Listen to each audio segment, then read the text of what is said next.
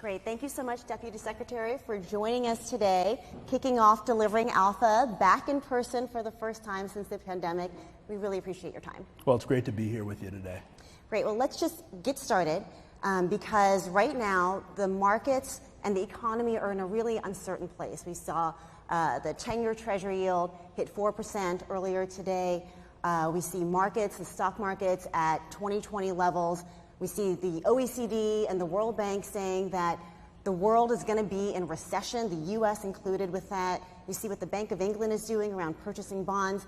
So when you consider all of those factors, lay out for us the base case at Treasury. Where do you all see the economy going over the next 12 months? Well, I think it's a great question. I think that our view starts from the standpoint that the American economy comes into a moment where there is some uncertainty from a position of strength. Consumer confidence is still high. Consumer and corporate balance sheets are healthy. We have a great deal of momentum in the labor market in which we've created more than 300,000 jobs over the last 3 months on average. So we come into this moment from a position of strength. There are clearly headwinds, and you've mentioned a few of them, including inflation. And it's important for us to remember that inflation was caused by two twin shocks that hit the global economy. One, COVID-19, which continues to impact China as we still see COVID lockdowns there, which are impacting growth there. And then inflation, which has been caused by Russia's unprovoked invasion of Ukraine. The Fed in the United States has a primary role in terms of dealing with this, but the President and Congress have taken actions, including the Inflation Reduction Act, that are also helping to both bring down our debts, but also ensure that we're investing in expanding the economic potential of the U.S. economy going forward, as well as reducing important costs. So we feel confident about the U.S. economy going forward. We think there's a path to bringing down inflation while still maintaining momentum in the U.S. economy and having a healthy labor market. So the U.S. is in a position of strength currently. Do you believe that position of strength will continue over the next year, or do you see a recession on the horizon? I see a path towards that continuing because we come into this with a great deal of momentum. You saw the consumer confidence reports yesterday. Balance sheets are very healthy. The labor market is extremely strong within the United States, and you could still see a situation in which we're able to bring down inflation but maintain a healthy labor market and ensure that going forward the U.S. economy has momentum. Over the course of the last year and a half, the President's been able to accomplish 3 pieces of legislation, 2 of them in a bipartisan manner, the CHIPS Act and the Bipartisan Infrastructure Act, which all 3 are going to help expand the productive capacity of the U.S. economy, which will mean that while we're bringing down inflation, we're also expanding supply in the economy that will give us the ability to make sure that we have sustainable growth as we come out of this high inflation period. So you're saying that your base case is still that what many investors believe is a very narrow path to a soft landing is possible? Yes, I still think it's possible, and I think the thing that we have to grapple with is headwinds. And there are a number of headwinds that are coming from abroad that we're going to have to navigate, but as Secretary Ylan has said, we still see a path towards that. And I think we have to remind ourselves that the United States, more so than any country in the world, comes into this from a position of strength, given the investments that we've made and the strength of our labor market. So do you have a backup plan in case that scenario doesn't actually play out the way that you hope it will?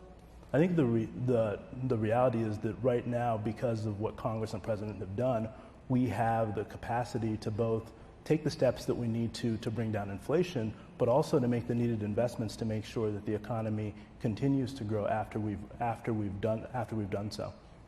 So I'm not going to ask you to comment on Fed policy because I know that's not going to go anywhere, and I wouldn't ask you to overstep.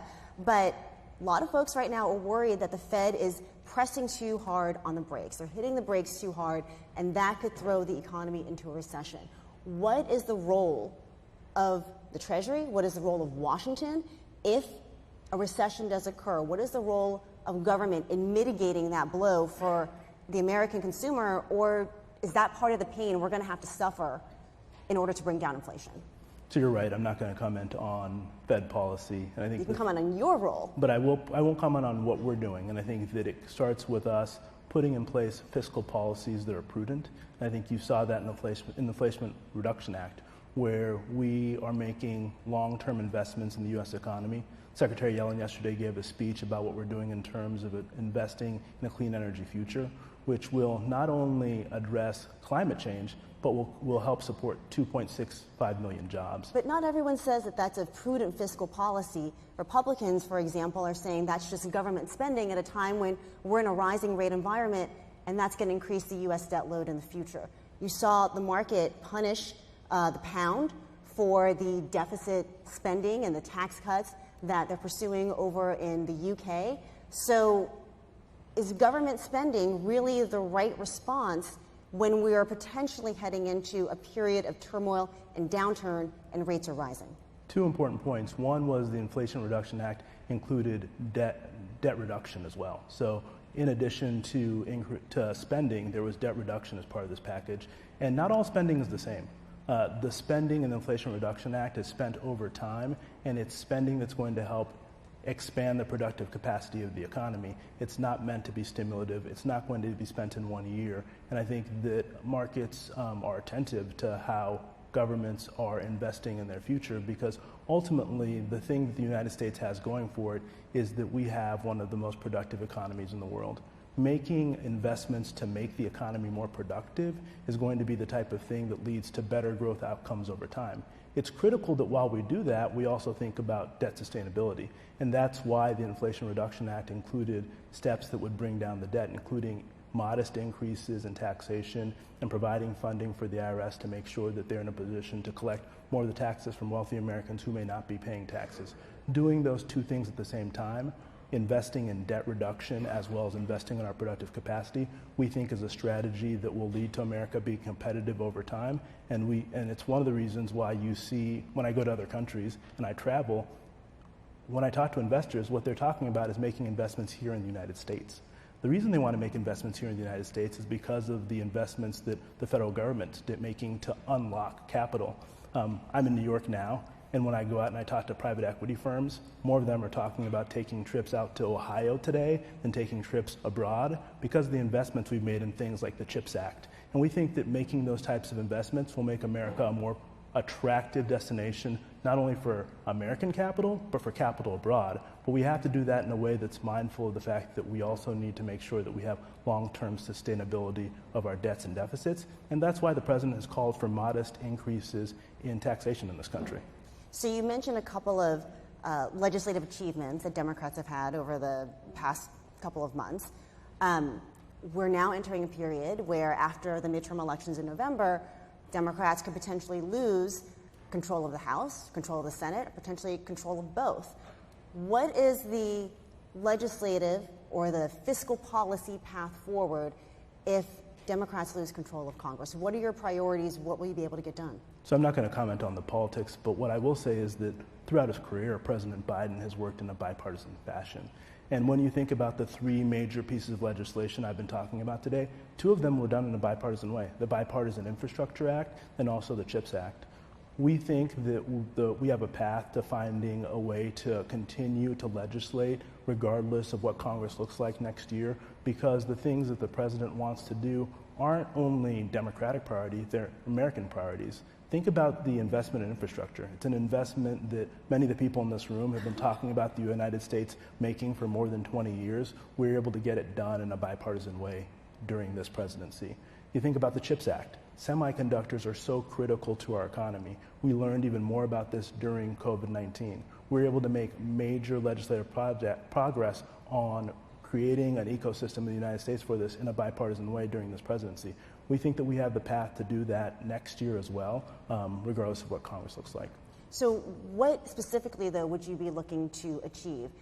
It seems like there were many policies that didn't make it into law that were originally in the president's Build Back Better plan. Would you be looking to pick up some of those items? I'm thinking of things like the child tax credit. I'm thinking of things like child care infrastructure. Are those the kinds of things that you would be looking to push forward in the last 2 years of his term? So the president has laid out a very clear agenda in terms of our economic priorities.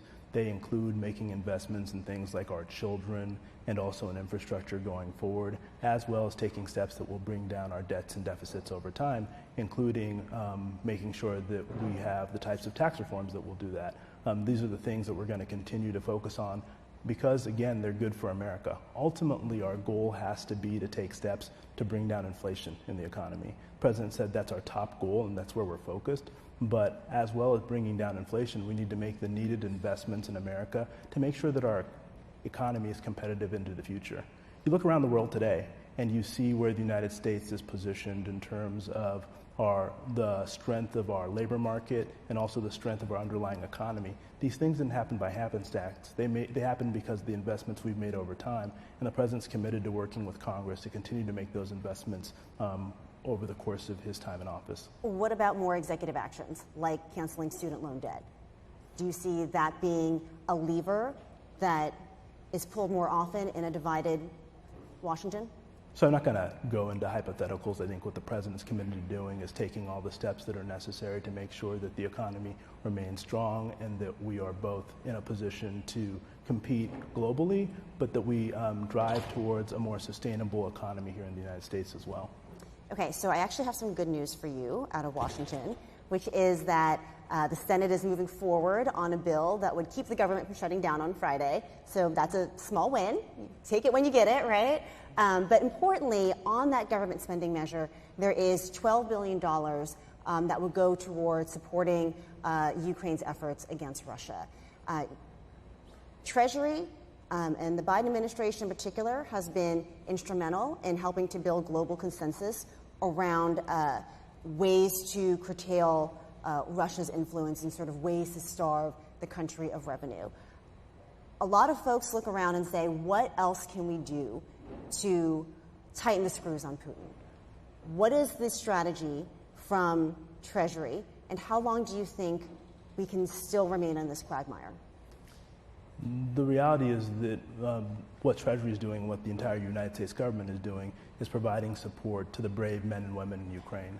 It's because of their bravery we're in a position where today you've seen, in some areas, Russian troops withdrawals. And what Treasury is doing is we're supporting a whole of government strategy that includes providing Ukraine with defensive weapons. In a Treasury and at the Commerce Department, what we're doing is that we're going after Russia's supply chain for their military industrialized complex by using sanctions and export controls to do things like deny their leading tank manufacturers key equipment. So today, their two leading tank manufacturers are unable to produce tanks.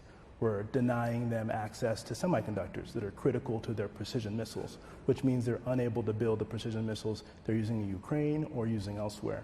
In addition to going after their supply chain, we're very focused on reducing Russia's revenues because we want to make sure they have less money to both prop up their economy and continue their war effort in Ukraine. But fundamentally, our goal is also to make sure that we're supporting the Ukrainian people and the Ukrainian economy. That's why the continuing resolution that Congress is working through right now includes $4.5 billion for Ukraine. This is money that will help them pay for the basic things it takes to govern.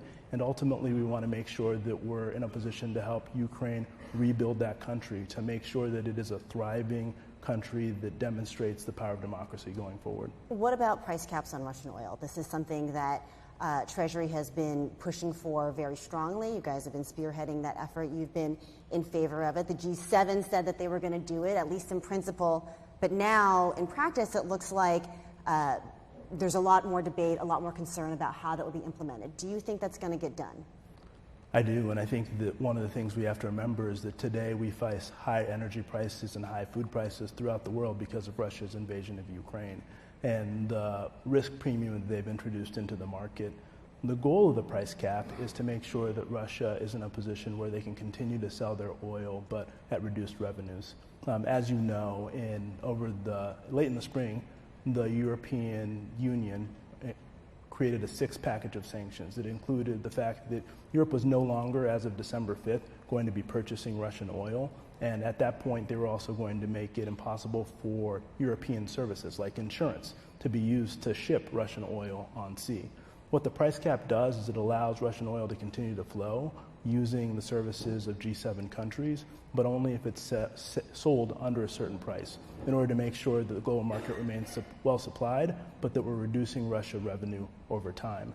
This is critical not only because it takes away revenues from Russia to continue its war of aggression in Ukraine, but also because it helps to promote stability in global energy markets, which is critical to not only the United States and the G7, but also to developing economies who have been hit the hardest by Russia's invasion in Ukraine and today face elevated food prices and energy costs because of what Russia has done in Ukraine. But where are you going to set the price? Isn't that one of the sticking points? So the important thing about setting the price is that we're going to do it as a coalition. Our goal is to make sure that we're setting it well above the price of production in order to create incentives for Russia to continue to sell into the price cap coalition. But ultimately, if Russia decides that they're going to find services that are not G7 services, that's fine. Those services are going to cost Russia more, and the countries that negotiate outside the price cap are going to be in a better negotiating position with Russia because they know the price cap coalition and that price exists. So we're going to work with our allies and partners to figure out the price. We're going to be transparent about that price to the world in order to put other countries in a position to better negotiate going forward. What happens if you don't reach that agreement in practice by December 5th when the EU export ban, the EU import ban starts to kick in? Are we going to see massive energy price spikes in the EU, in Europe, and at home?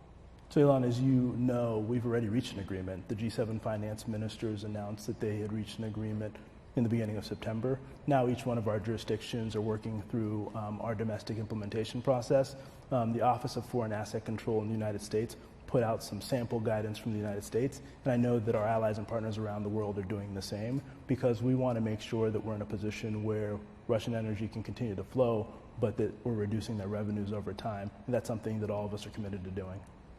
I want to stick with geopolitics and also ask you about the situation in Iran, the protests there after the killing of the woman who was not apparently wearing her headscarf properly. Treasury sanctioned the Iran Morality Police. Tell me about that decision and what you were hoping to achieve with those sanctions.